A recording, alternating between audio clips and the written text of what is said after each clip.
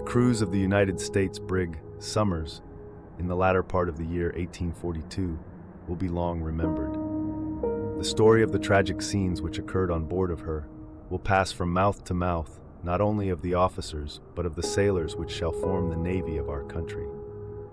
Not only will it be remembered, it will have practical influences tending, materially, to lessen the confidence which it is indispensable should exist, on the part of the junior officer and the common sailor toward those high in command. A flagrant act of injustice and inhumanity, like that committed by Commander Mackenzie and his associates, cannot be done with impunity. The law may shield the perpetrators of it. Naval courts-martial may color the transaction as best they can, to the end that a brother officer shall not have his commission taken from him. But the voice of public opinion will, sooner or later, utter a verdict paramount to all these, and the leaven of distrust and jealousy between officers and crews will spread till great evil come. This was a portion of the response written by famed author James Fenimore Cooper in protest of the executions of 3 men who were hanged for mutiny on board the USS Somers in 1842. The Somers Mutiny, today, on Shipwrecks and Sea Dogs.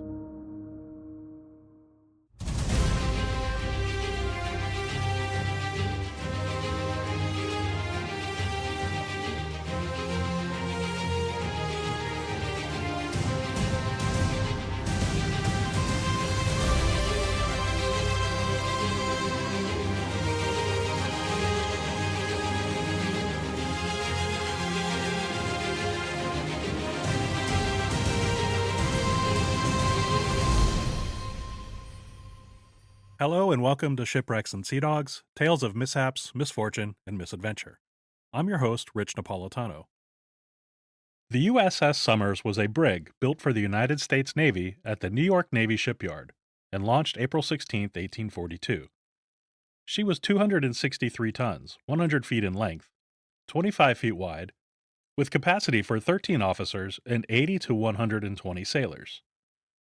She carried 10 32-pound carronades, a carronade being a short, smooth-barreled type of cannon, named after the Carron Iron Works Company which manufactured them. The ship itself was named after Master Commandant Richard Somers, who was killed on September 4, 1804, during the First Barbary War. Somers and a crew of volunteers were attacking off the coast of Tripoli in the fireship USS Intrepid when it exploded prematurely. The Somers was somewhat of an experiment, not in structure but of purpose. Developed by naval reformers, she was to be run as a proper ship as part of a new, quote, apprentice program. The program took troubled children, orphans, those living in poverty, or living on the streets as a result of a prolonged economic depression. The apprentice program's goal was to, quote, take the sweepings of the street and train them, while at sea, to be naval officers. In theory, this seemed logical. It provided valuable training and a chance for a naval career as an officer, while also bolstering the Navy's manpower. In practice, it became something entirely different. Command of the ship was assigned to Commander Alexander Slidell Mackenzie. Mackenzie was from a powerful family in Louisiana. His brother Thomas Slidell was a Chief Justice of the Louisiana Supreme Court, and another brother, John Slidell, was a United States Senator from Louisiana. His eldest sister married Commodore Matthew Calberth Perry, and his youngest sister married the son of Commodore John Rogers. In 1838, he officially changed his last name to Mackenzie in order to meet the conditions of a sizable inheritance from his maternal uncle. Mackenzie joined the Navy in 1815 as a midshipman, promoted to lieutenant in 1825, and commander in 1841. The USS Somers was Mackenzie's first command of his career. Mackenzie was a prolific author as well, having published works including A Year in Spain, Life of John Paul Jones, Oliver Hazard Perry, famous American naval hero, and Life of Stephen Decatur. He was also a personal friend of Washington Irving and Henry Wadsworth Longfellow. Mackenzie took the Somers on a successful shakedown cruise to Puerto Rico in June and July of 1842. In September, the Somers sailed from New York Harbor, bound for Africa, to rendezvous with USS Vandalia. Mackenzie was tasked with delivering important dispatches to the Vandalia, which was patrolling for illegal slave trading vessels. The Somers had a crew of 120, and 90 of them were in their teens. Half of those were between the ages of 14 and 16. Mackenzie had hand-picked his crew from the sailors of USS North Carolina. One of the young men on board happened to be Philip Spencer, son of the United States Secretary of War, John Spencer, serving in the cabinet of President John Tyler. John Spencer was a demanding, hot-tempered, and inattentive father to Philip, the youngest of the Spencer children. He was coddled by his mother, and his older brothers introduced him to alcohol. Young Philip Spencer fit into the category of a troubled youth. After enrolling at Geneva College, now called Hobart College, he was described as wild and uncontrollable despite displaying signs of high intelligence. Philip had a brief stint at Union College, but ran off to join the crew of a whaling ship out of Nantucket. His father tracked him down and told him if he wanted a life at sea, he would do it properly, as an officer. Secretary John Spencer used his influence and a threat of disinheritance to have Philip, age 18, join the Navy as a midshipman, and Philip was assigned to the USS North Carolina. Philip soon showed his wild side, twice striking a senior officer while drunk. He was then reassigned to USS John Adams, where he got into a drunken row with a Royal Navy officer in Rio de Janeiro. Philip Spencer submitted his resignation from the Navy, not wanting to go through the embarrassment of a court-martial. Again, his powerful father intervened, and Philip's resignation was not accepted, nor was he court-martialed. Instead, he was reassigned again to the apprentice program on the USS Somers. Philip joined the Somers on August 20th, 1842, just prior to the voyage to Africa. At first, Commander Mackenzie welcomed the son of such a prominent member of the U.S. government. However, Mackenzie was soon informed of Philip Spencer's prior conduct. Mackenzie later said, "I subsequently heard that he had quite recently been dismissed with disgrace from the Brazilian squadron, and compelled to resign for drunkenness and scandalous conduct. This fact made me very desirous for his removal from the vessel, who were to mess with and be associated with him. I have no respect for a base son of an honored father. On the contrary, I consider that he, who by misconduct sullies the luster of an honorable name, is more culpable than the unfriended individual whose disgrace falls only on himself. I wish, however, to have nothing to do with baseness in any shape. The Navy is not the place for it. On these accounts, I readily sought the first opportunity of getting rid of Mr. Spencer." Spencer, for his part, did not wish to be on the Somers either, and wished to be transferred to USS Grampus. Mackenzie had First Lieutenant Gert Gansevoort convince Spencer to make the transfer application, which Mackenzie approved. The commander of the Grampus, however, did not, and requested Midshipman Henry Rogers instead. Mackenzie did not agree, and thus Spencer remained on the Somers, and neither Spencer nor Mackenzie were happy about it. The officers on board USS Somers included those with close ties to the captain. Mackenzie himself explained, "2 of them were connected with me by blood, and 2 by alliance, and the 4 entrusted to my especial care." Mackenzie warned his officers, including the other midshipmen, not to associate with Spencer. Without any other camaraderie, Spencer sought friendship with the younger apprentices, most of them still boys. In particular, Spencer became close with boatswain's mate Samuel Cromwell and seaman Elisha Small. They reveled in his sophomoric behavior and language, and Spencer disparaged and mocked the captain, calling him such things as a humbug and an ass. Spencer bribed the wardroom steward to steal cigars and alcohol, and doled out these and other gifts to the apprentices, gaining further favor among the younger crew. Spencer was rumored to have had sexual relations with at least one of the apprentices, an act not entirely uncommon on naval ships of the time. The Somers made stops at Madeira, Portugal, Tenerife, Spain, and the Cape Verde Islands, but did not find the Vandalia. Finally, after stopping at Monrovia, Liberia on November 10th, Mackenzie learned that the Vandalia had already departed back to America. Hoping to catch the Vandalia at the port of St. Thomas in the Virgin Islands, Mackenzie headed west, back across the Atlantic. After their stop in Madeira, Mackenzie and the senior officers were mindful of the lack of spirit being exhibited by the crew. According to their statements, the boys appeared to be disheartened, sullen, inattentive to their duties, and prone to being insubordinate. Orders had to be repeated several times before action was taken, and the apprentices often grumbled or complained or mocked the officers. On one occasion, while hauling down the jib, Samuel Cromwell was heard by Lieutenant Gansevoort to say, "God damn the jib and lacing, and the damned fool that invented it." Gansevoort himself told Cromwell previously that Commander Mackenzie had invented the lacing. On another occasion, Philip Spencer was slow to respond, and disrespectful to Gansevoort when ordered to inspect the rigging. Mackenzie was an ardent believer in order and obedience, and used the punishment of flogging liberally. He, like many officers of the time, believed flogging was a great motivator and a necessary tool to maintain discipline.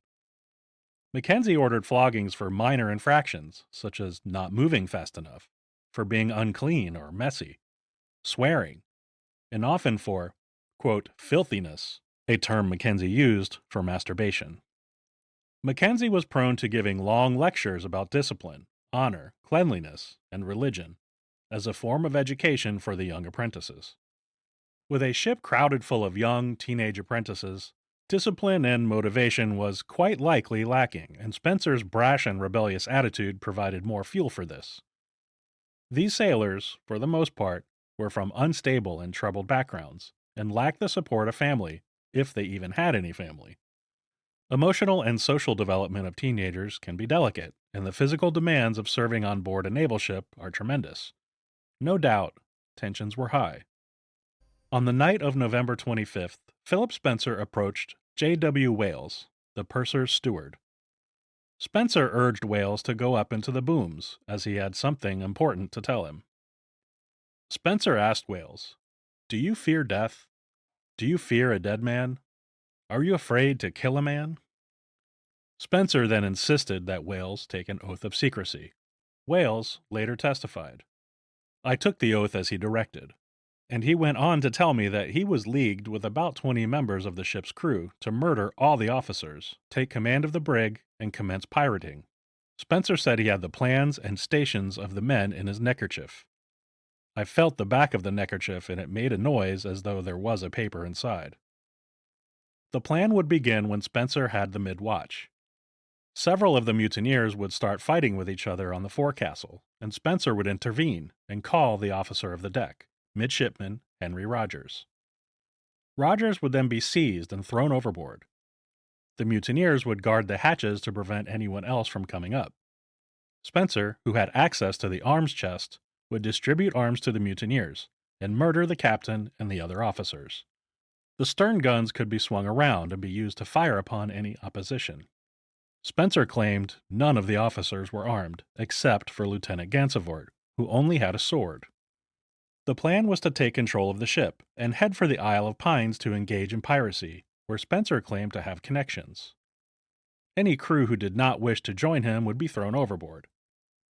Wales engaged in the conversation and prompted him for more details, feigning his willingness to participate. Wales reported this information to Purser H.M. Heiskell the following morning, who then reported it to Lieutenant Gansevoort, who in turn took this information to Commander Mackenzie. The commander initially dismissed the story, believing discipline on his ship was excellent. However, he was also cautious, having an unfavorable opinion of Spencer from the start, and so ordered Gansevoort to watch him closely. Gansevoort subsequently learned from other crew members that Spencer had nightly meetings with Samuel Cromwell and Elisha Small. Both of these men were experienced mariners, having served on board slave ships previously, and would be valuable to Spencer, who had very little experience. Spencer was also observed studying charts of the West Indies and asking questions about the Isle of Pines. This island, now part of Cuba called the Isle of Youth, was known as a haven for pirates. Spencer also asked questions about using a chronometer, a very important navigation tool for calculating longitude. Spencer was even observed joyfully sketching a pirate ship, complete with a black pirate flag. That same evening, Mackenzie ordered all crew to muster on deck. He paced, ominously, down the line of men, stopping in front of Philip Spencer. He turned to Spencer and shouted, "I learn that you aspire to the command of the Somers." With a smirk on his face, Spencer denied doing so. "Did you not tell Mr. Wales, sir, that you had a project to kill the captain, the officers, and a considerable portion of the crew of this vessel, and convert her into a pirate ship?" Spencer then admitted doing so, but claimed it was merely a joke, and nothing more. Mackenzie told him that such jokes are forbidden, and may cost him his life. The captain demanded Spencer remove his neckerchief, and searched for the evidence described by Wales. However, it was empty. He went on to explain, almost brag, that he had attempted a mutiny on board the last two vessels on which he sailed, and that he had somewhat of an obsession with piracy. The tension was palpable. The men on deck stood motionless, hanging on every word. Mutiny is the most serious of crimes on board a naval ship, and everyone knew the ramifications.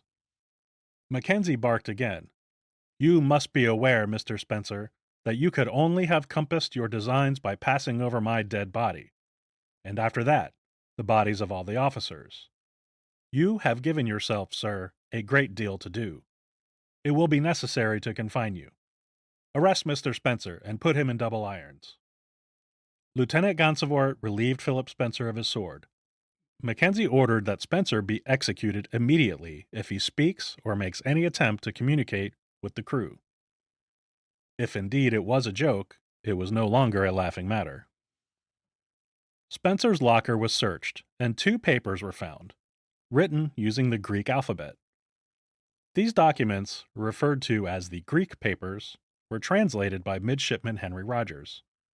They were found to contain a list of confirmed and possible conspirators, as well as their duties and responsibilities.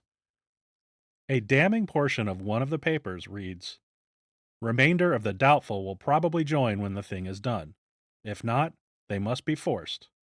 If any not marked down wish to join after the thing is done, we will pick out the best and dispose of the rest." Tension among the crew was high, as well as suspicion and fear among the officers. That evening, armed officers kept watch and made sure all the crew remained in their quarters. The following morning, November 27th, the ship encountered a rough storm, which damaged the topsail of the mainmast. Henry Rogers ordered a group of men, many of the listed conspirators, to repair it. They quickly ran across toward the quarterdeck, prompting Lieutenant Gansevoort to believe the mutiny had begun. He pulled out his pistol and ordered the gang to stop in their tracks, threatening to blow out the brains of the first man that put his foot on the quarterdeck. Rogers intervened and explained he had given the men orders. Gansevoort, exasperated, said, "No such sudden movements can be made on board the ship without the risk of being shot." With fear and suspicion rising, Mackenzie decided to also arrest Samuel Cromwell and Elisha Small. They were both known friends and associates of Spencer's, and were interrogated. Small admitted to frequently meeting with Spencer, and Cromwell was rumored to have damaged the topsail intentionally as a distraction to free Spencer. Both men were put in chains on the quarterdeck. But the officers still remained on edge. The young crew continued to grumble and became increasingly insubordinate. Nervous armed officers walked the decks, ready to pull out their pistols at the slightest hint of mutiny. On November 28th, Steward Henry Waltham attempted to steal brandy for Philip Spencer, but he was caught and flogged with 12 lashes. The next day, Waltham urged an apprentice to steal the brandy, and was given another 12 lashes. Still the same day, sailmaker's mate Charles A. Wilson and apprentice Alexander McKee attempted to break into the weapons locker. 2 other men failed to show up for their midnight watch. All 4 of the men were placed in irons, bringing the number of arrested men to 7. Mackenzie did not have the resources to continue to arrest more men, nor could the ship operate properly if he was forced to do so. The commander had had enough, and he believed his ship was in real peril. On November 30th, Mackenzie addressed a letter to his 7 senior officers, asking for their opinion regarding the prisoners. Mackenzie and the officers met in the wardroom to discuss the situation and interrogate witnesses. On December 1st, Lieutenant Gansevoort addressed a letter to Mackenzie on behalf of the senior officers. He communicated their opinion that under the circumstances and for the safety of the ship, it would be impossible to carry the prisoners to the United States. The officers recommended all 3 prisoners to be put to death. Mackenzie announced his final decision, declaring the prisoners to be guilty of a full and determined intention to commit mutiny on board of this vessel of a most atrocious nature. Mackenzie and his officers believed there were more men in league with the 3 mutineers, and wanted to send a clear message that insubordination and mutiny will not be tolerated. Philip Spencer, Samuel Cromwell, and Elisha Small were sentenced to death by hanging. Wasting no time, at 1:45 that afternoon, the crew were mustered on the deck, and the 3 mutineers were brought forth. Small was placed forward, with Spencer and Cromwell aft of the gangway. Mackenzie, in full dress uniform, allowed them to speak their last words, and then were blindfolded, and nooses placed around their necks. The commander, suspecting the 3 doomed men still had supporters, stationed officers strategically around the ship, and ordered them to execute any hangman who would let go of his rope or refuse to perform his duty. Lieutenant Gansevoort gave the command, and each group of 3 sailors pulled their ropes across the deck. The men shot up toward the yardarms, with their feet kicking. The ropes were tied off, and the bodies were left hanging. A silent pall fell over the ship. Many could not believe their eyes. Mackenzie spoke a few words, and called for 3 cheers to the flag and their ship. Immediately following the execution, the boatswain piped the call to dinner. Later that evening, the bodies were brought down. Cromwell and Small were sewed up into their hammocks, and Spencer was placed in a simple coffin. Mackenzie gave a short funeral service, and the men were buried at sea. The mutiny on board the USS Somers is the only mutiny of a United States naval vessel resulting in executions. The Somers arrived in St. Thomas on December 5th, and then proceeded to New York on December 15th, where Mackenzie anchored in the harbor. He sent a report ahead to Washington, D.C. regarding the mutiny and executions, and requested an official inquiry. 12 men still suspected of being involved in the mutiny were placed on board the USS North Carolina, and then placed in confinement in Brooklyn. A naval court of inquiry was ordered by the Secretary of the Navy, Abel P. Upshur, and commenced on December 28th, on board the USS North Carolina. The 4-member commission was presided over by Captain Charles Stewart. Commander Mackenzie submitted a narrative report to the commission, which was read in full. Mackenzie emphasized Philip Spencer's conduct while on board the USS Somers, specifically his laughing and joking with the enlisted men, and otherwise sullen and brooding temperament, rarely associating with other officers. He described the gradual lack of discipline following the departure from Africa and the increasing insubordination. He went on to say Spencer was servile when speaking to him in person, but Spencer insulted him and mocked him privately, even stating a desire to roll the captain overboard. Of course, the discovery of the Greek papers with the list of conspirators helped his case. The testimony of James Wales and his secret conversation with Spencer up in the rigging was especially powerful. He described the scenario in which Spencer planned to take over the ship and murder the officers. Wales did not take it as a joke, stating, "I found that he was very serious and very much in earnest in what he said." At one point, Wales explained, Elisha Small approached below during the conversation and was involved in the planning. Other witnesses were all men loyal to Mackenzie, including Lieutenant Gansevoort. Mackenzie himself did not testify and only submitted his narrative, and therefore was not subject to cross-examination. The inquiry was completed on January 19, 1843. After just 1 day, Captain Charles Stewart issued the inquiry's decision. Commander Mackenzie, under these circumstances, was not bound to risk the safety of his vessel and jeopardize the lives of his crew in order to secure to the guilty the forms of a trial, and that the immediate execution of the prisoners was demanded by duty and justified by necessity. The court is further of the opinion that throughout all of these painful occurrences, so well calculated to disturb the judgment and try the energy of the bravest and most experienced officer, the conduct of Commander Mackenzie and his officers was prudent, calm, and firm, and he and they honorably performed their duty to the service and their country. Following the naval inquiry, Mackenzie asked for a naval court-martial, fearing he might be tried in a civilian court. This was granted, and Mackenzie was charged with 3 counts of murder, 2 counts of oppression, illegal punishment, and conduct unbecoming a naval officer. Mackenzie testified, "I admit that acting midshipman Philip Spencer, boatswain's mate Samuel Cromwell, and seaman Elisha Small were put to death by my order, but, as under existing circumstances, this act was demanded by duty and justified by necessity. I plead not guilty to the charges." The trial lasted from January 28th to March 31st, 1843, and Mackenzie was found not guilty on all charges.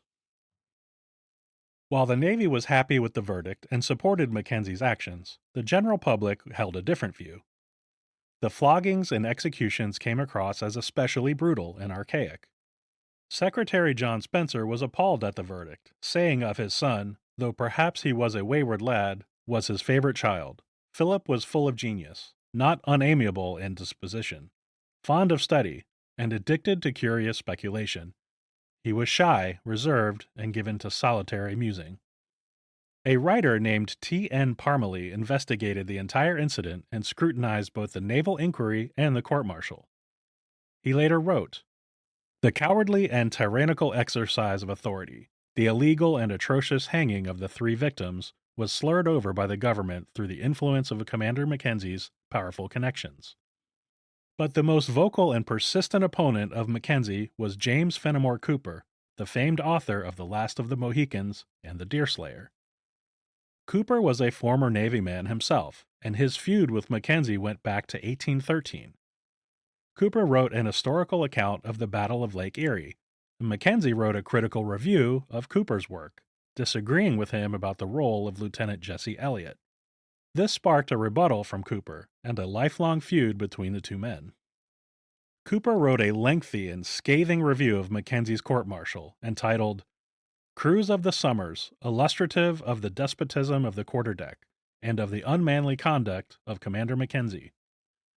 In it, he questions the truthfulness of the witness statements, and cites Mackenzie's predetermined dislike of Philip Spencer after learning of his prior conduct. He found the entire trial to be biased, having only questioned witnesses who were beneficial to Mackenzie. Parmalee also agreed, writing, "The trial of Commander Mackenzie by court-martial was nothing but a solemn farce." Cooper thoroughly read the logbooks of the USS Somers, and asks, quite understandably, if such insubordination had been occurring, such as the threatening of officers, why was none of it recorded in the logs? He also questioned the reliability of the Greek papers, which were of key importance during the trial. The papers do not include the name of Samuel Cromwell, who was certainly in league with Spencer. It also includes the name E. Andrews, and nobody by that name was on board the Somers. Cromwell was such a close ally that perhaps there was no need to include his name. E. Andrews could have simply been a mistake. Much can be speculated as to why such an omission and addition were made. Alexander Slidell Mackenzie was cleared of all wrongdoing, but the entire affair was quite sensational at the time, and he suffered in the court of public opinion as Cooper continued to rail against the injustice.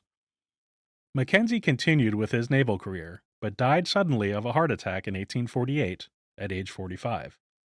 Lieutenant Gert Gansevoort served for another 25 years in the Navy, earning the rank of captain in 1862, and commanding the ironclad Roanoke during the American Civil War. He retired in 1867 and was promoted to Commodore on the retired list. Gansevoort died in 1868 at age 56. However, while on his deathbed, Gansevoort confided to his cousin, author of Moby Dick, Herman Melville, about the mutiny. He told Melville that the officers could not reach a unanimous decision regarding the prisoners, but Commander Mackenzie convinced them, saying, "There would be no security for the lives of the officers if an example was not set for the rest of the crew." Melville went on to write the novel Billy Budd, which included some similar themes and incidents from the Somers Mutiny. Following the court-martial of Mackenzie, command of the USS Somers was given to Lieutenant John West and assigned to the Home Squadron to patrol the West Indies and East Coast of the United States. In 1846, at the outbreak of the Mexican-American War, the Somers was sent to Veracruz, Mexico, under the command of Lieutenant Raphael Semmes. On December 8, 1846, the Somers capsized in a squall while pursuing a blockade runner off Veracruz. 36 of her 80 crew were lost.